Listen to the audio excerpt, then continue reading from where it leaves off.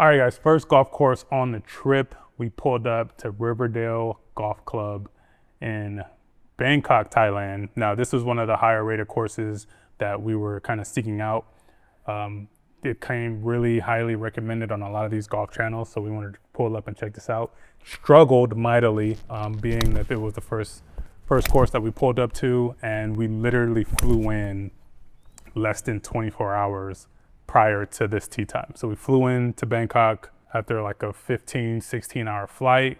We went, slept, woke up the next day and got right to it. So a little bit of jet lag, struggled mightily, like I said, on this whole round. But let's talk about the course itself. The course, first of all, when you pull up, caddies are waiting outside for you. They grab your bag, put it on a cart, and then they just have that waiting for you when you go out. So you pull in, you go up to the pro shop or in the facilities. And first thing I noticed when you walk in is they have these really big floor to ceiling windows or, doors, glass doors. And then you walk out and you get like a full panoramic view of the entire golf course, which I thought was really nice, very welcoming. And then from there, we just go right into the pro shop, basic pro shop. They have all your little knickknacks and goodies.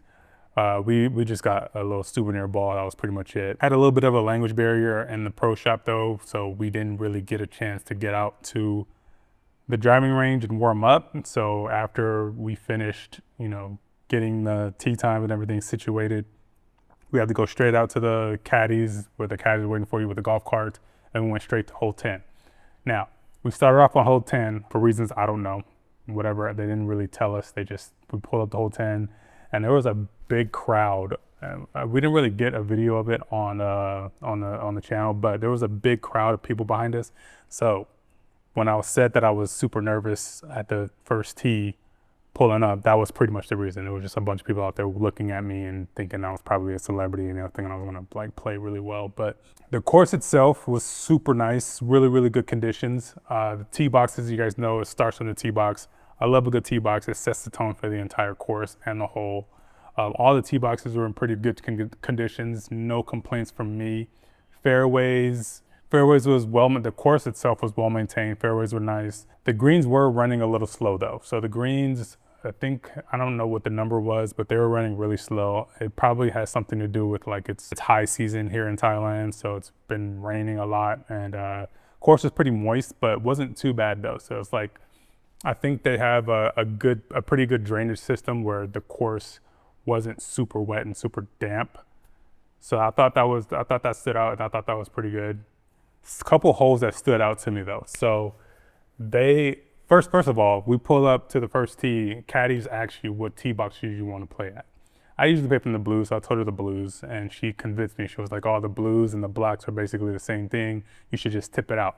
I don't know if it was something I was wearing, it was because I was black. I don't know, but she must have thought I was like a really good golfer. I am not. So she convinced me to play the tips. I was like, all right, forget it. Why not? So, it's just a couple yards difference. And she said it was practically the same. I didn't necessarily look at the scorecard until the end, and I looked at the scorecard. It's about a 500 yard difference between the blues and the blacks. The blues played about 6,600 yards. The blacks played about 7,100 yards.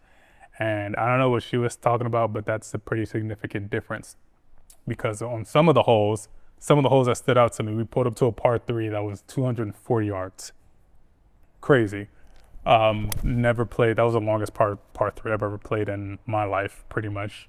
Pulled a hybrid and he got it up there. I hit a pretty good shot, but it was just kind of crazy to hit a hybrid into a 240 yard par 3, but whatever. And then thinking that was probably going to be all right, this is probably going to be the brunt of it. There was a couple par 5s that was, around that 560 yard marker. There was one par 5 in particular that played 620 yards. What? I haven't played a par 5 that long ever. Never played a par 5 over 600 yards. So that was interesting. I mean, we got to the green I think we got to the green just a little bit over regulation, but we still had a good look at par, but I think we ended up doubling that hole or tripling that hole, something crazy.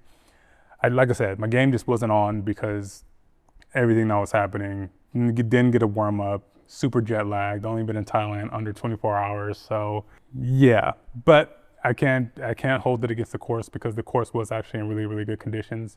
There is a lot of OBs opportunity though. So when you pull up to the courses, there's like a lot of big trees on the side of the fairways, and there was OB. So, and then there was a lot of water throughout the course too. So I think the first 3 holes had water hazards, and there were like almost, I want to say probably like maybe 2 or 3 holes out of the entire 18 didn't have water. So pretty much every hole you pull up to has either water you have to worry about or OB left and right. So pretty challenging. It wasn't too bad though. As long as you stay straight and stay in the fairway, you have a pretty good time.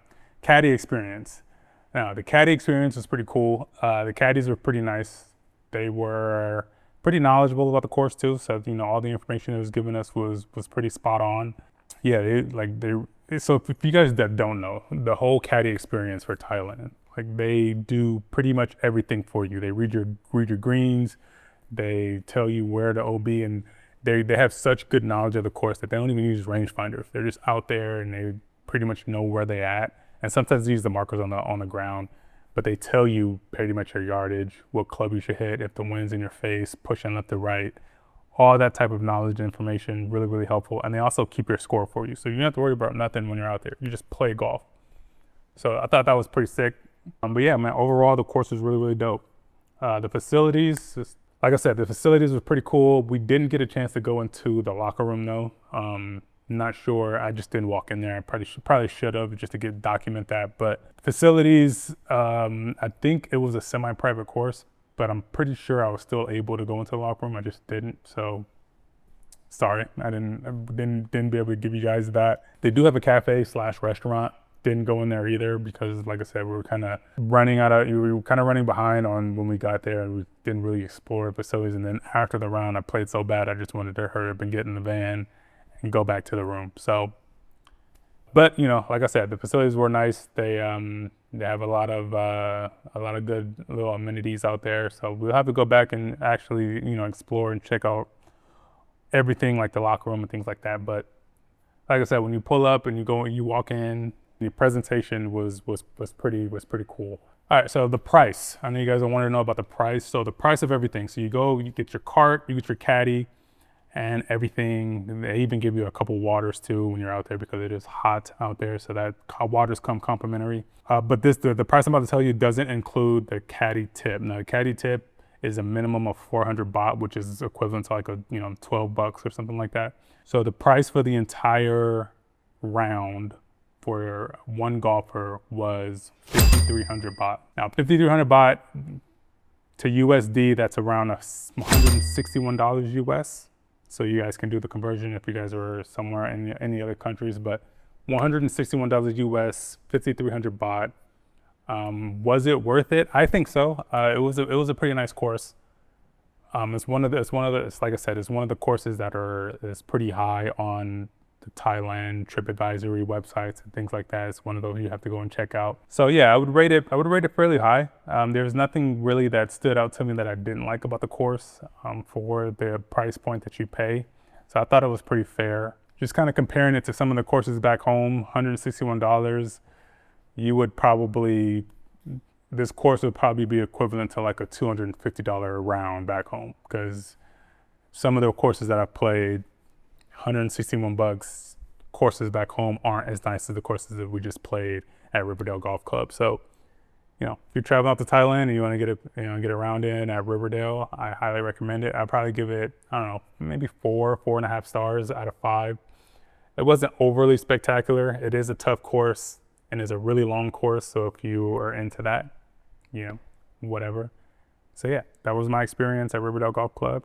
If you guys have any questions, hit me up in the comment section below, and stay tuned. We're going to be playing a lot more courses, different cities. I know we're going down to Krabi, down south to Krabi, then we're flying up to Chiang Mai, and then we're going to go down to Hoi Hin and play Black Mountain too. So that's going to be kind of towards the end of the trip. But like I said, stay tuned. Hit me up in the comments with some questions, and we'll catch you guys in the next video.